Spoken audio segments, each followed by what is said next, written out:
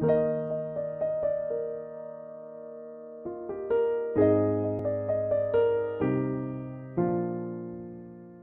irmãos, nós vamos continuar as exposições em Gênesis e continuaremos agora a partir do capítulo 30.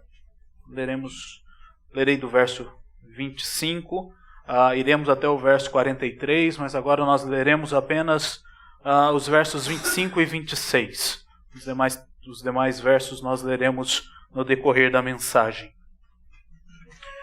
Gênesis capítulo 30, do 25 ao 26.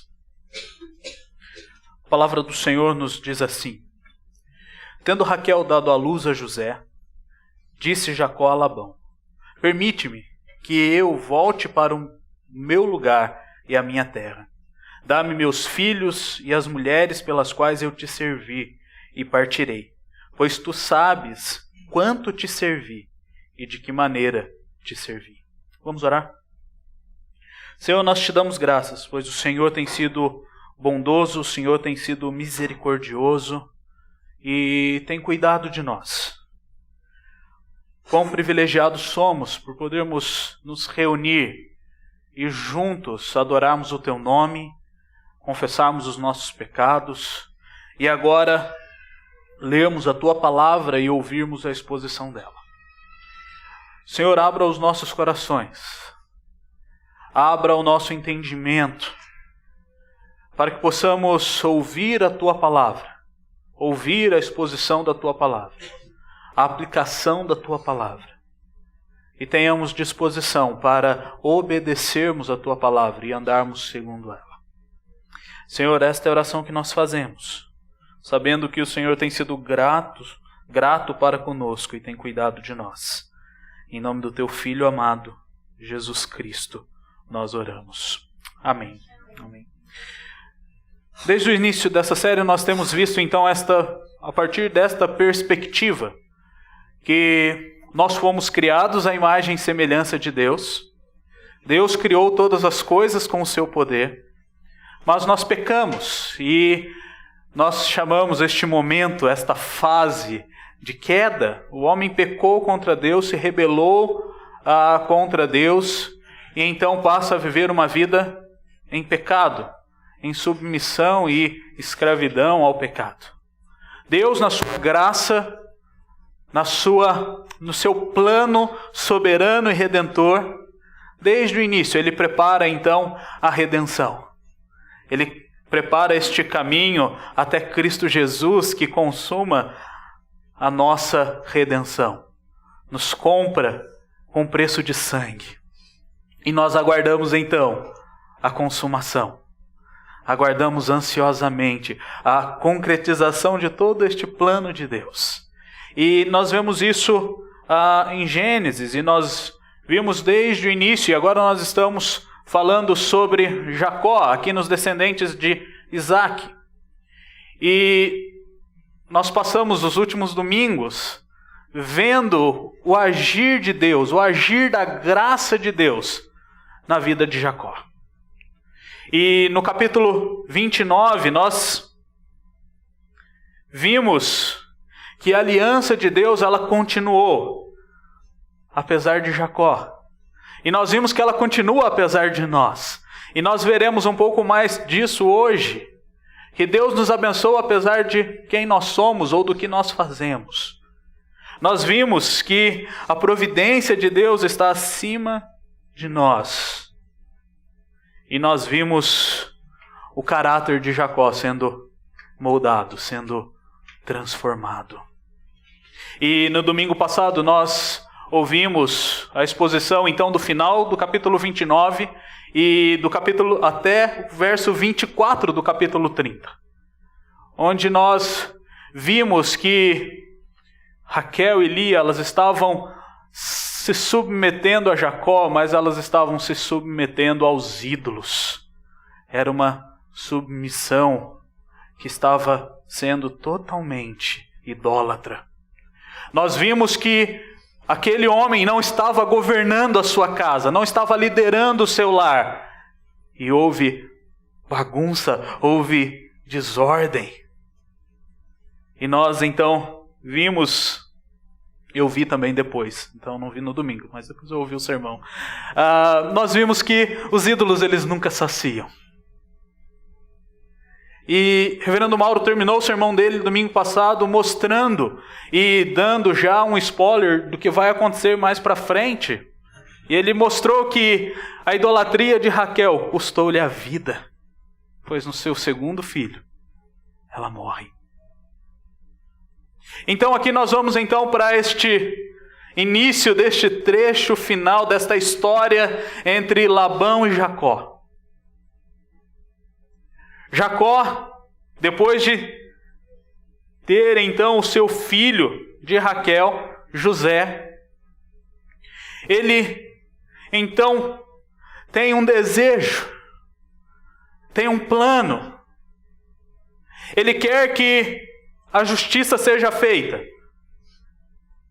E é interessante que todo este trecho agora, do verso 25 até o capítulo de número 31, ele é motivado pelo que nós lemos no capítulo 31, um sonho em que Deus aparece a Jacó e diz a Jacó que chegou a hora dele voltar para casa, dele voltar para a sua terra. E nós lemos isso nos versos 10 a 13 do capítulo 31.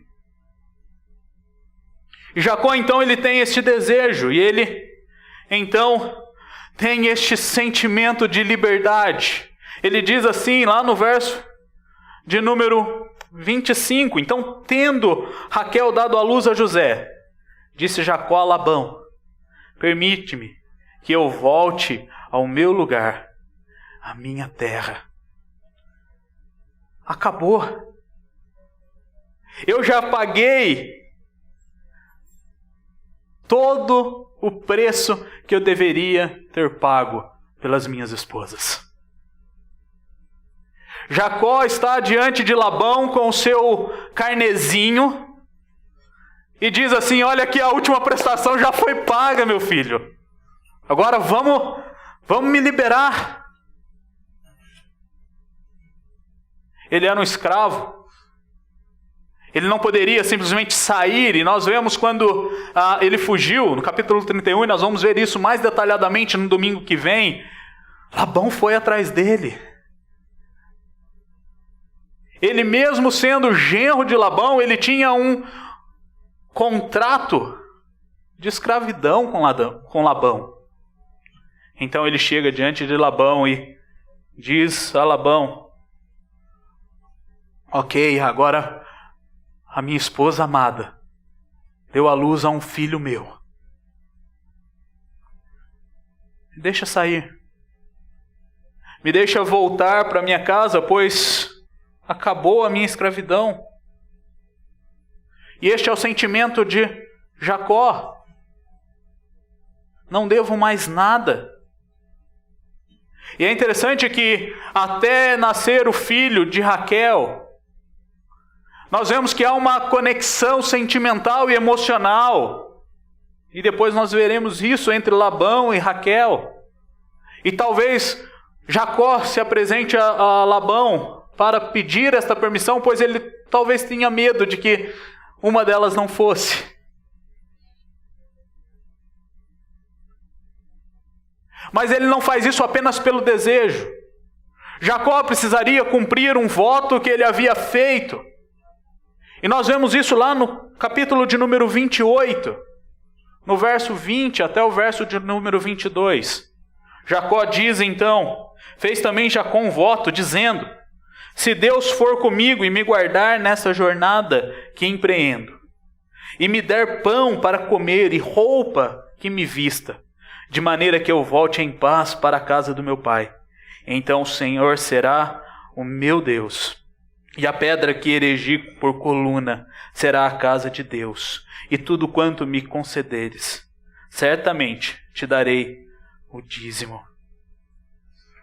É interessante que este homem leviano, enganador, foi abençoado por Deus. E ele precisava então cumprir este voto. Ele precisava voltar então para a sua terra, cumprir o voto que ele havia feito a Deus.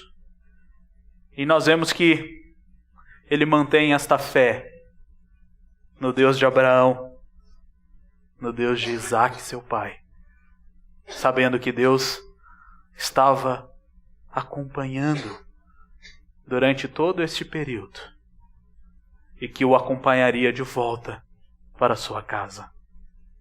E ele então pede a permissão de Labão, e ele diz: dá-me meus filhos e as mulheres pelas quais eu te servi, e partirei, pois tu sabes quanto te servi e de que maneira te servi.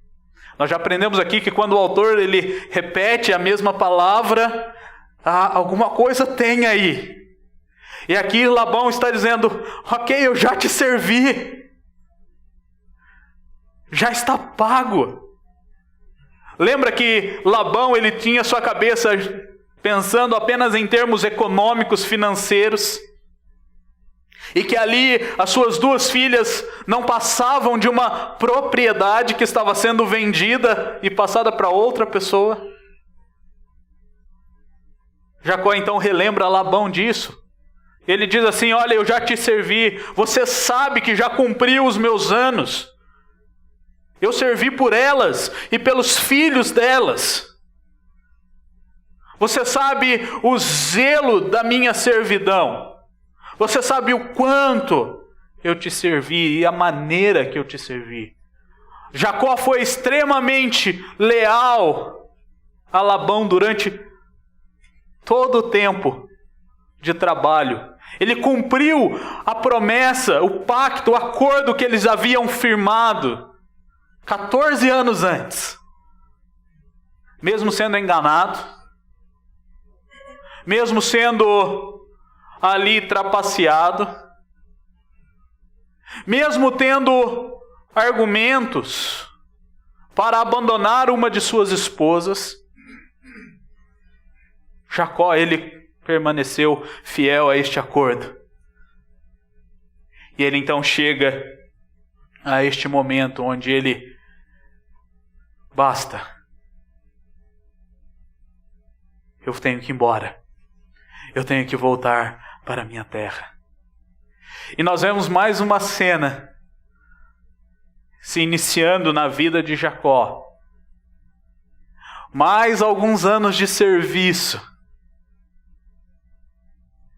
E nós vemos mais uma história se repetindo.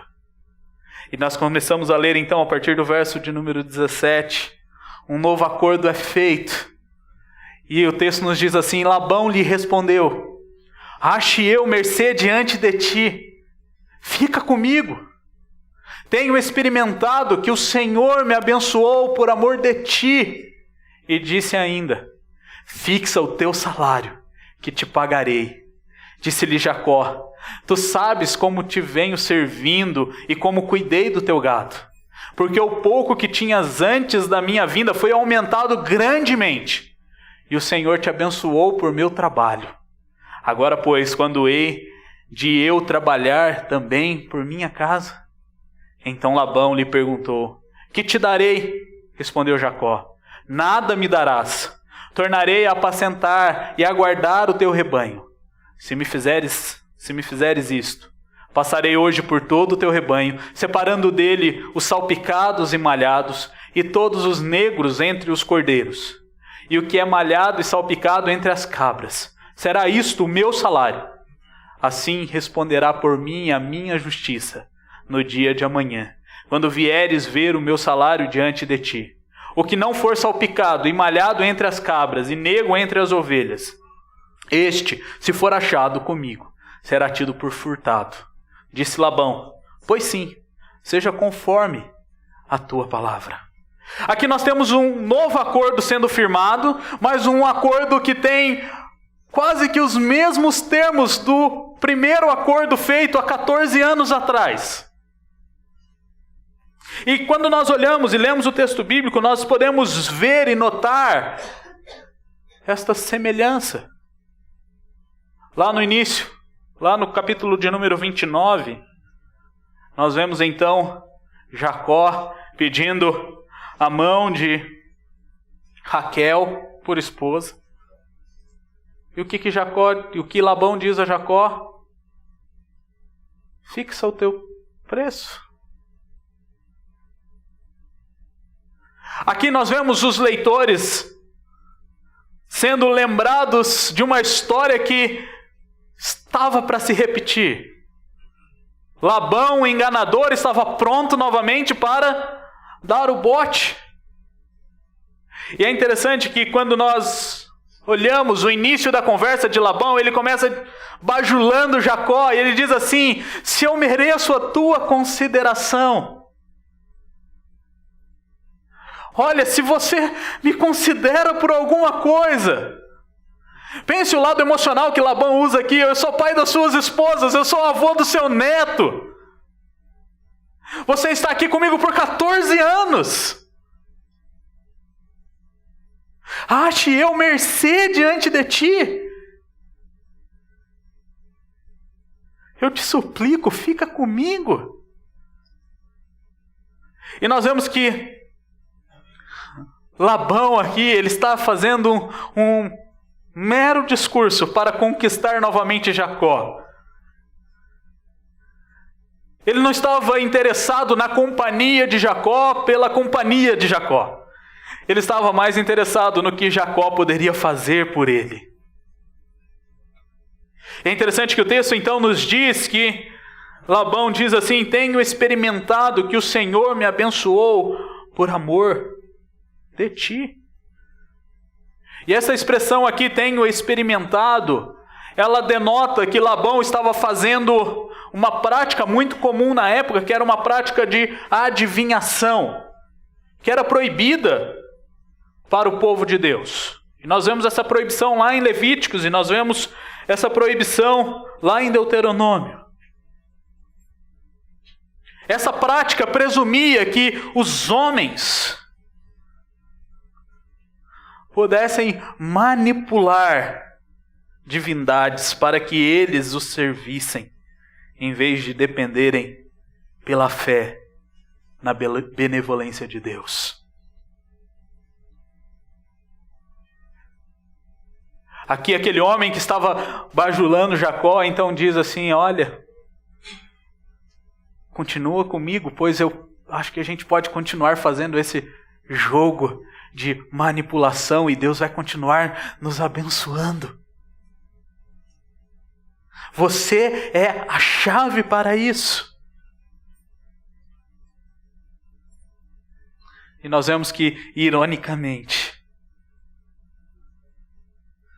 o Senhor usou este ato pagão de Labão, de fazer esta adivinhação, de tentar manipular a Deus, para que Labão reconhecesse que a bênção vinha de Deus. Imaginem os leitores primários deste livro. Eles estavam sendo encorajados ao ouvir que alguém que não era seu predecessor na aliança havia reconhecido a bênção de Deus sobre o seu patriarca. E se você se lembrar, isso já havia acontecido 2 vezes. Havia acontecido com Abraão e havia acontecido com Isaque, quando os reis dos filisteus reconheceram a bênção do Senhor sobre a vida deles por meio de Abraão e Isaque. Agora isso acontece novamente com Jacó. O Senhor abençoa. E Labão aqui, inconscientemente, provavelmente, pois ele não sabia, ele confirma a promessa do Senhor a Abraão, que aqueles que o abençoarem seriam abençoados. E aonde a planta do seu pé pisasse, aquele lugar seria abençoado. Ele está confirmando esta mesma promessa, o cumprimento dessa promessa com Jacó. E apesar de toda a história de enganação, apesar de toda a história de traição, Apesar de toda a bagunça que nós lemos nos versos anteriores, o Senhor continuava soberano e o Senhor continuava abençoando.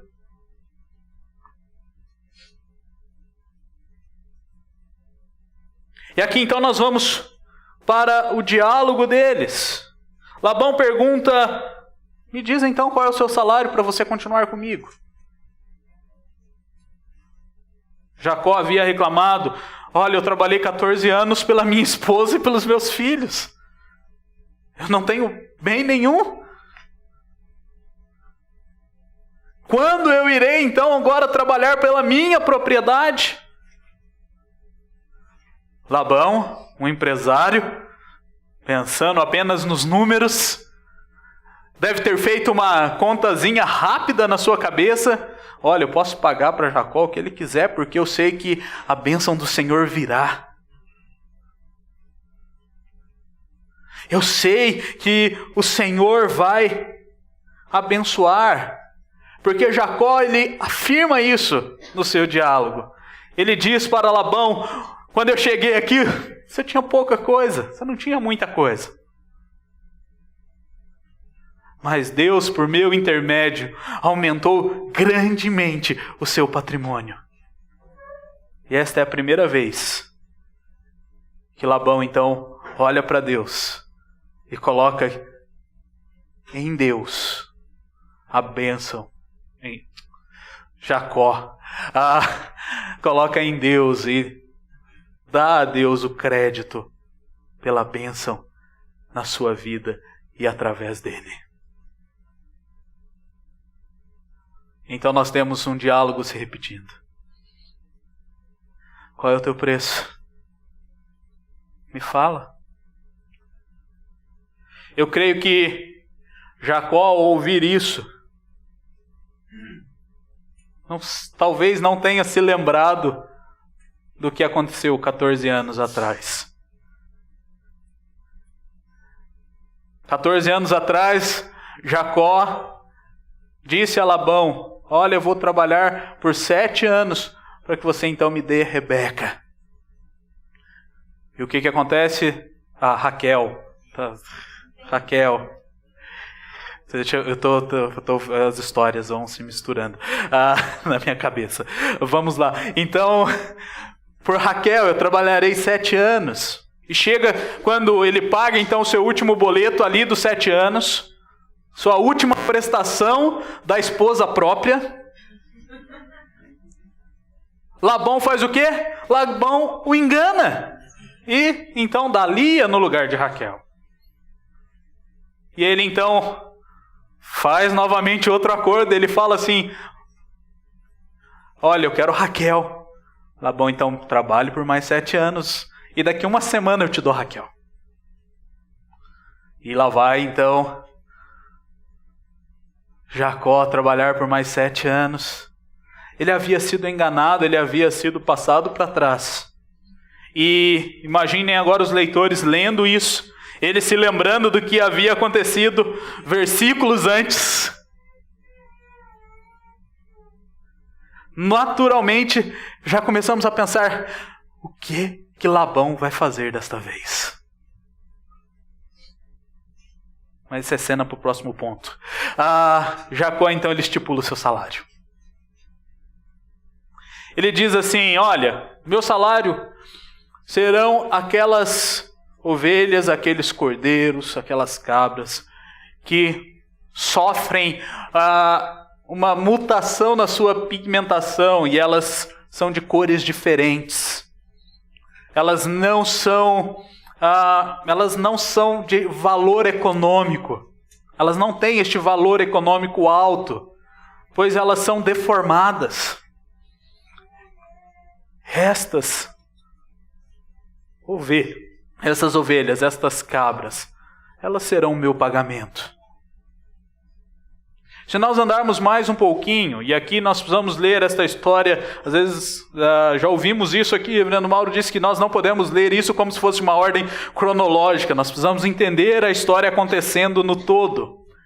Jacó já havia sonhado, Deus já havia aparecido para Jacó e já havia dito a Jacó quais seriam as suas ovelhas, qual seria o seu rebanho. E quando ele diz isso, lá no capítulo de número 31, ele diz lá no verso de número 11, e o anjo de Deus me disse em sonho, Jacó. Eu respondi, eis-me aqui. E ele continuou, levanta agora os olhos e vê que todos os machos que cobrem o rebanho são listados, salpicados e malhados, porque vejo tudo o que Labão está fazendo. O Senhor mesmo estipulou qual seria o salário de Jacó. E Jacó transmite isso então a Labão, e Labão diz, ok, seja assim, estamos de acordo. Mas então nós partimos para a nova tentativa de engano. E o verso 35 nos diz assim, mas naquele mesmo dia, separou Labão os bodes listados e malhados e todas as cabras salpicadas e malhadas, todos os que tinham alguma brancura e todos os negros entre os cordeiros, e os passou às mãos de seus filhos, e pôs a distância de 3 dias de jornada entre si e Jacó. E Jacó apacentava o restante dos rebanhos de Labão. Tomou então Jacó varas verdes de álamo, de aveleira e de plátano, e lhes removeu a casca, em riscas abertas, deixando aparecer a brancura das varas, as quais assim escorchadas, pôs ele em frente do rebanho, nos canais de água e nos bebedouros, aonde os rebanhos vinham para desedentar-se, e conceberam quando vinham a beber. E concebiam o rebanho diante das varas, e as ovelhas davam crias listadas, salpicadas e malhadas. Então separou Jacó os cordeiros e virou o rebanho para o lado dos listados e dos pretos nos rebanhos de Labão. E pôs o seu rebanho à parte, e não o juntou com o rebanho de Labão. E todas as vezes que concebiam as ovelhas fortes, punha Jacó as varas à vista do rebanho nos canais de água, para que concebessem diante das varas. Porém, quando o rebanho era fraco, não as punha. Assim as fracas eram de Labão, e as fortes de Jacó. E o homem se tornou mais e mais rico. Teve muitos rebanhos, e servas, e servos, e camelos, e jumentos. A história então se repete. Labão então faz novamente uma trapaça, ele engana novamente Jacó. Ele pega então todas aquelas ovelhas, todas aquelas cabras, todos aqueles cordeiros que eram para serem de Labão, de Jacó, e colocam eles a uma distância de 3 dias de Jacó. Aí você para e se pergunta, que cara gente boa, né? Novamente colocando as suas manguinhas de fora, buscando apenas o seu lucro. E provavelmente esta ação de Labão era para dificultar a vida de Jacó. E Jacó então ficaria muito mais tempo com ele, o servindo. Pois não tinha nenhum animal que poderia procriar e continuar, então, produzindo listadas, malhadas e salpicadas. Era um rebanho provavelmente branquinho. Mas, aqui na trapaça de Labão,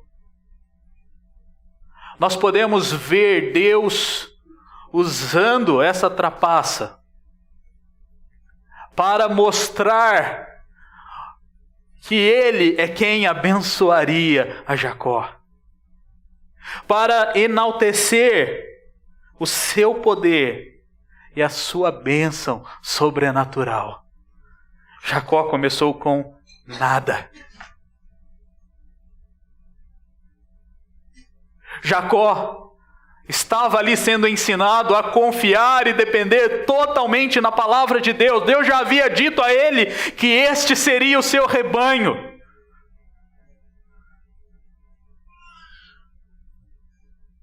E Labão, então, ele tenta apenas dificultar a vida de Jacó, assim como os profetas de Baal fizeram lá com Elias. Eles tentam dificultar o agir de Deus, mas Deus então continua agindo, e Deus então provê, Deus abençoa Jacó, pois ele estava com ele, e ele já havia prometido. Só que Jacó, como um bom enganador,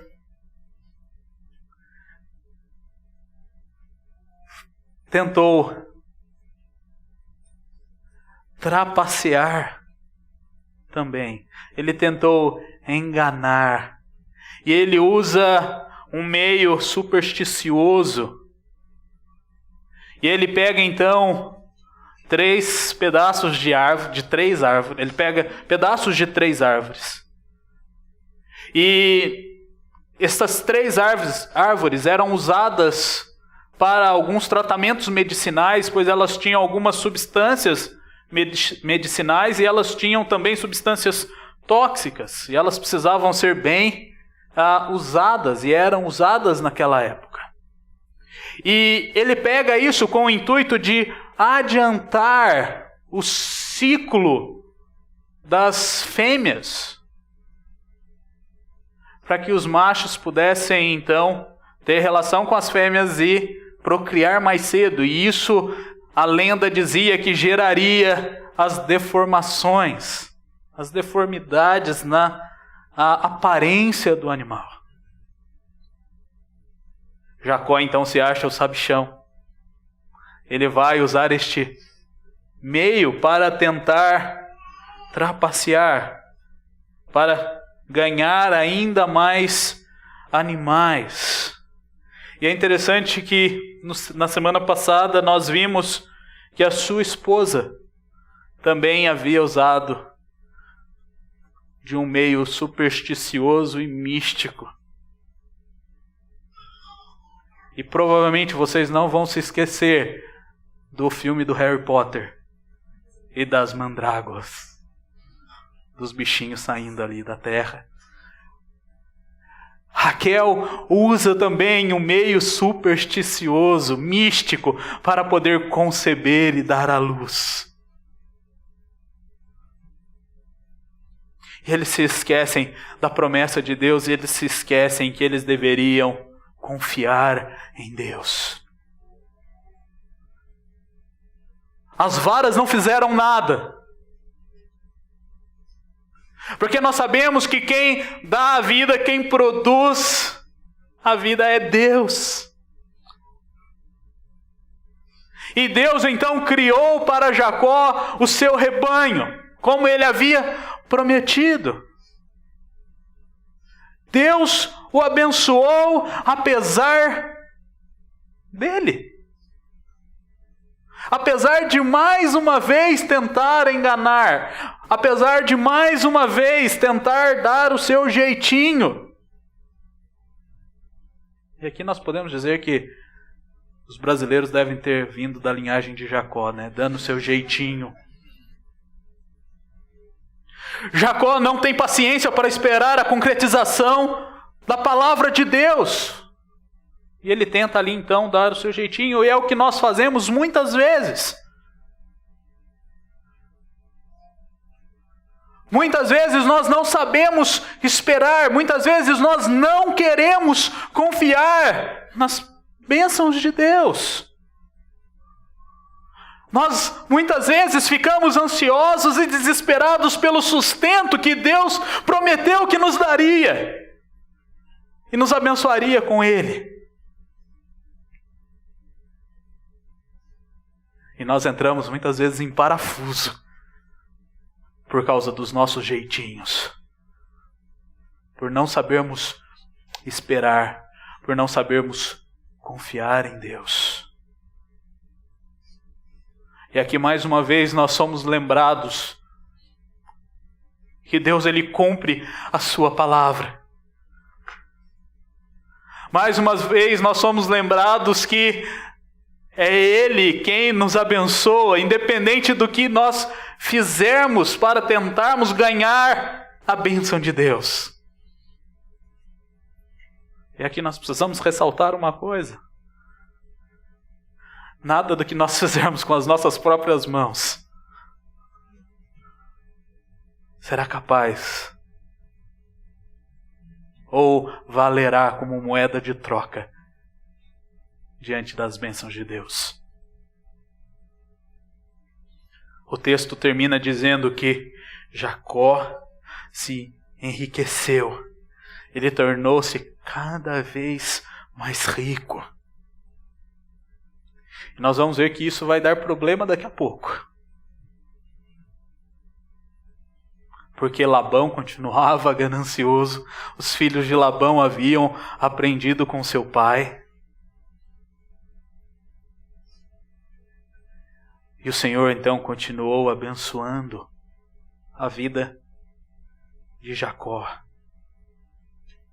E mesmo nessa tentativa de engano, nós vemos então a evidência das bênçãos de Deus. Então nós precisamos lembrar mais uma vez. E eu fui fazer um pequeno histórico dos sermões, desde que o reverendo Mauro começou em Gênesis 1 até o sermão de hoje. E em torno de 70%, 80% dos sermões, nós somos lembrados que Deus nos abençoa, apesar de nós. A graça de Deus está sobre as nossas vidas, apesar de nós. Apesar do que nós fazemos. E com isso nós precisamos nos lembrar.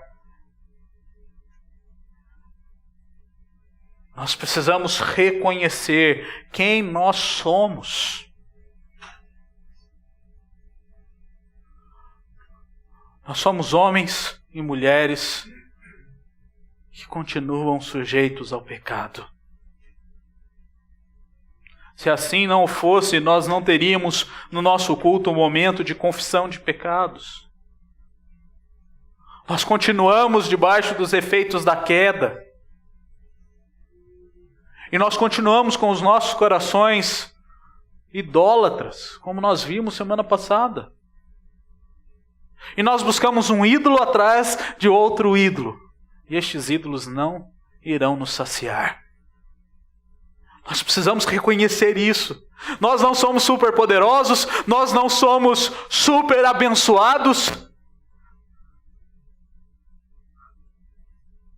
Porque nós somos bons ou porque nós fazemos coisas boas. Nós somos alvos da graça de Deus. Nós somos alvos das bênçãos de Deus, do cuidado de Deus, por causa dele mesmo. E nós precisamos reconhecer que quem tem feito todas as coisas nas nossas vidas é Deus. E Ele tem feito tudo isso, apesar de nós. Então ficamos com esta última lição. Não tente dar os seus jeitinhos. Não tente recorrer a coisas místicas. E muitas vezes não são tão claras assim que são místicas. Às vezes nós recorremos às coisas que nós consideramos normais e naturais. Mas nós o fazemos como evidência da nossa falta de confiança em Deus. Então, pare de dar jeitinhos. Pare de tentar resolver a sua vida. Pare de tentar achar que você é o bom e que você pode fazer. Você não é eu faço e acontece. Confie em Deus. Confie na palavra de Deus. Lembre-se das suas promessas.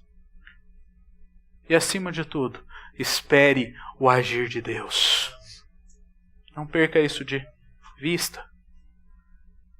Pois Deus, Ele cumpre todas as coisas e os seus intentos Ele cumpre no decorrer dos anos. Ele executa o seu querer de acordo com os seus planos.